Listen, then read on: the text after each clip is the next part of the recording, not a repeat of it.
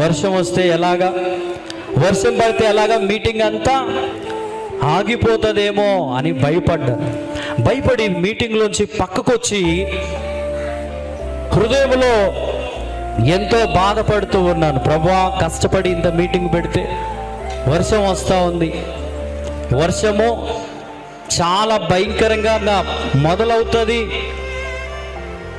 ఇది నువ్వు చెప్పింటేనే కదా మీటింగ్ పెట్టింది, నువ్వు ప్రేరేపిస్తేనే కదా ఈ మీటింగ్ పెట్టింది అని దేవుణ్ణి అడిగాను. లోపల హృదయంలో ఒక సౌండ్ వస్తుంది. ఏం సౌండ్ అంటే, విశ్వసించువాడు కలవరపడడు. హల్లెలూయా.